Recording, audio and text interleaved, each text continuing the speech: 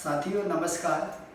आज मैं आप लोगों के सामने एक ऐसी रियल स्टोरी लेके आया हूँ और जिस स्टोरी को समझने के बाद आप और हमारे जीवन में कोई भी तकलीफ नहीं आ सकती है और आप और हम अपनी ज़िंदगी की जो यात्रा है या किसी भी काम की यात्रा है वहाँ पर हम एकदम आनंद होकर अपनी मंजिल अपनी डेस्टिनेशन तक पहुँच सकते हैं। लेकिन उस बातों को आप और हमको मानना बहुत ज़रूरी है और कोई ना कोई जीवन में हमारे लिए एक रोल मॉडल होना ज़रूरी है, गुरु होना ज़रूरी है और उन पर भरोसा करना ज़रूरी है। तो दोस्तों कहानी ये है, एक जंगल में एक आश्रम था। उस आश्रम में एक गुरु रहते थे और उस गुरु के साथ 10 शिष्य थे। तो एक दिन रात को अचानक गुरु ने वो 10 शिष्य को आदेश दिया कि बच्चों, हम अभी इस आश्रम में नहीं रहेंगे, कल सुबह 6 बजे हम ये आश्रम को छोड़ देंगे। तो आप लोग 6 बजे चलने के लिए तैयार होना। तो गुरु की बातों को सुनकर शिष्य दूसरे दिन 6 बजे चलने के लिए तैयार हो गए सुबह।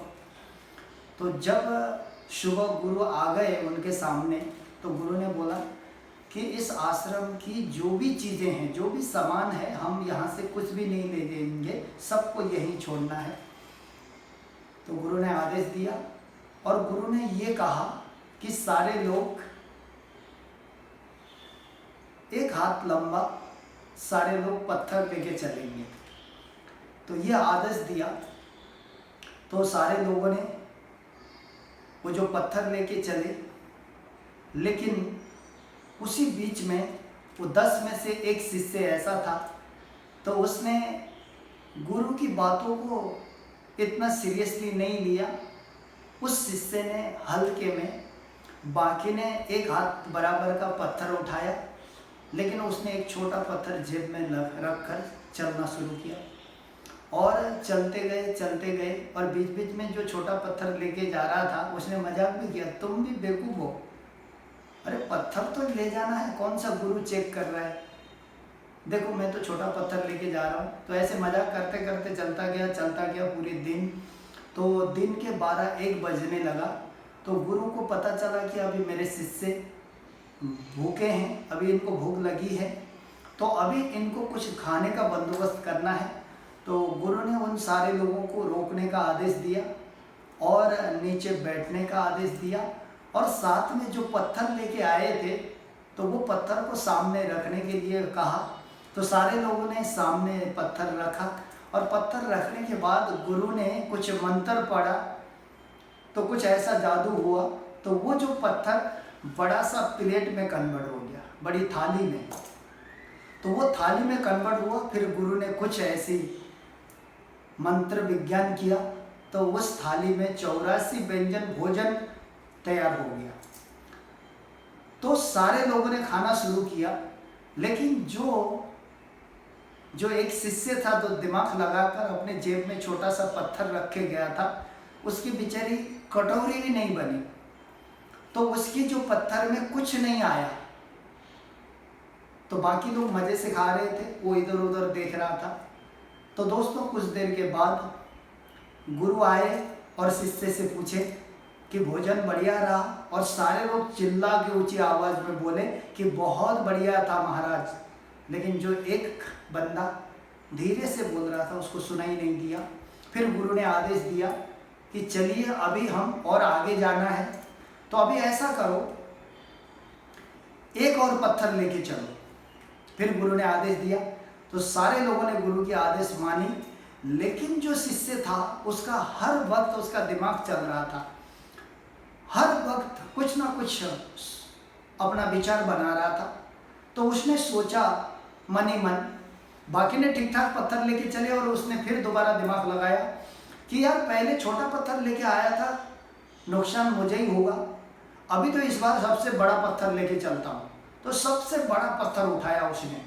बाकी लोगों ने ठीक ठाक पत्थर लेके चले और चलते गए। जब चलते चलते शाम हो गई, अंधकार हो गया। तो विश्राम का समय आ गया।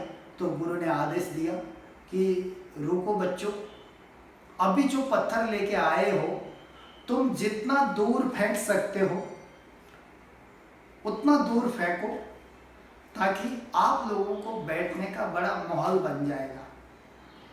तो सारे लोगों ने जोर लगाकर फेंके, तो जिन्होंने जितना दूर फेंका उनका बड़ा सा महल बन गया, कुटी बन गई और मज़े से आराम किया। और जिस शिष्य ने जो बड़ा पत्थर लेके गया था, तो वो पत्थर जैसे फेंकने की कोशिश किया तो वो दूर फेंक नहीं पाया, उसके पैरों के नज़दीक गिरा। तो उसी हिसाब से उसका न महल बन गया न कुटी बन गई। तो वो रात भर एक टांग में उसको खड़ा होना पड़ा, क्योंकि न पैर पसार पा रहा था। तो ऐसी कंडीशन में उसने रात निकाला। तो दोस्तों आपको पता ही है, दिन भर कुछ खाया नहीं है उसने, और बाकी शिष्य तो मज़े में थे, और रात भर सोया नहीं है। तो सवेरा हो गया दूसरा दिन, तो गुरु आए, कहानी वही। गुरु ने पूछा मज़ा आया भोजन और नींद? तो सारे लोग चिल्ला के बोले। तो वो तो खुद गलती कर रहा था, वो जोर से बोल नहीं पा रहा था, क्योंकि गलती किया हुआ आदमी जोर से बोल नहीं सकता है।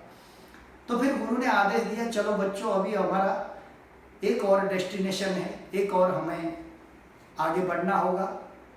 तो गुरु ने फिर आदेश दिया, गुरु ने आदेश दिया अभी ऐसा करो बच्चों, अभी 2 पत्थर लेके चलना है। तो गुरु ने आदेश दिया, तो सारे शिष्य ने 2 पत्थर उठाए, लेकिन जो एक शिष्य था वो हर दम कन्फ्यूजन में था, हर दम अपना दिमाग चलाता था। तो उस समय में फिर उसने दिमाग चलाया कि छोटा लेता हूँ मार खा जाता हूँ, बड़ा लेता हूँ मार खा जाता हूँ, अभी 2 बोला है, अभी ऐसा करता हूँ एक छोटा रखता हूँ पॉकेट में, एक बड़ा लेके चलता हूँ। तो उन 9 में से उसने हमेशा हरदम अलग करने की कोशिश करी। तो चलते गए चलते गए चलते गए, और चलते चलते चलते आगे जंगल का एरिया आ गया, और जमीन में पूरा कांटा कंकड़, खाली पैर चलाया नहीं जा सकता था, ऐसा रास्ता आया। तो गुरु को मालूम चला कि गुरु ने शिष्य को आदेश दिया, रुक जाओ बच्चों, आगे रास्ता खराब है, अभी जो 2 पत्थर लेके आए हो वो पत्थर अपने पैरों के सामने रखो। तो गुरु ने कुछ मंत्र किया, तो वो जो पत्थर था 2, वो खड़ाऊ बन गया, चप्पल, लकड़ी का चप्पल में कन्वर्ट हो गया। वो जिन जिन लोगों ने जो बराबर पत्थर लेके गए थे, उन्होंने तो मज़े से अपने पैरों में वो खड़ाऊ फंसाया और आगे चलना शुरू किया।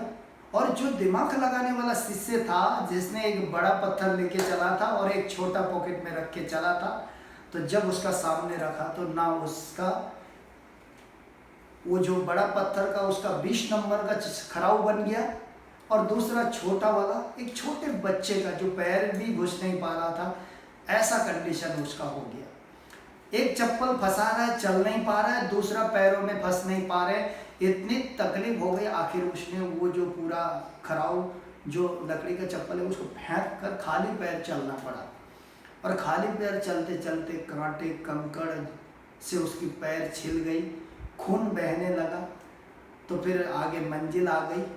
तो मंजिल आने के बाद में गुरु ने सबको सामने बिठाया और पूछा कि बढ़िया मज़ा आया? तो सारे लोगों ने चिल्लाया। लेकिन उस समय उस शिष्य ने जोर से आवाज़ करी, गुरुजी मेरे को बहुत तकलीफ हुआ। तो गुरु ने बोला क्यों तकलीफ हुआ? बाकी 9 तो इतने खुशहाल, इतने ऊर्जावान दिख रहे, इतना मज़ेदार यात्रा हुआ बोल रहे हैं, आपको क्या हुआ? तो वो शिष्य बोलता है, गुरुजी मैंने आपकी जो आदेश के ऑपोजिट काम करके आया, मैंने आपका आदेश को फॉलो नहीं किया, मैं अपने मन से करता आया, तो इसलिए। तो गुरु ने बोला कि अगर कोई भी इंसान जिसका गुरु हो सामने, अगर वो गुरु के आदेश के अलावा अगर उल्टा काम करता है तो उसको जीवन में जरूर तकलीफ आती है। तो गुरु जब भी कोई चीज़ है सोच समझ के करता है। तो गुरु एक शिष्य को या माँ बाप कहें अपने बच्चों को कभी भी किसी परेशानी किसी तकलीफ में देखना नहीं चाहता है। अपने बच्चों को अच्छा ही देखना चाहते हैं, अपने शिष्य को अच्छा ही देखना चाहते हैं। तो दोस्तों ये कहानी के माध्यम से आप और हमको मैसेज मिलता है। आज मैं इस डायरेक्ट सेलिंग व्यवसाय सेफ शॉप में काम करता हूँ। भारत की अग्रणी कंपनी जो कि आज 14 दिसंबर सन 2000 को राइजिंग हुआ था, आज अभी 20 साल चल रही है। तो आज मैं डायरेक्ट सेलिंग व्यवसाय में काम करता हूँ। तो ये कहानी से हमको ये प्रेरणा मिलता है।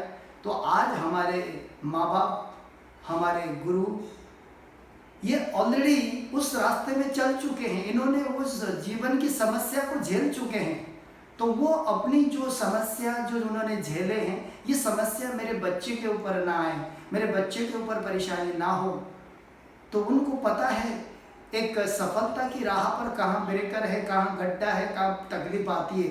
तो वो अपने एक्सपीरियंस को हमें बताते हैं। लेकिन बहुत सारे शिष्य उनकी बातों को, उनकी कहने को ना मानकर वो अपना मर्जी से चलना शुरू करते हैं।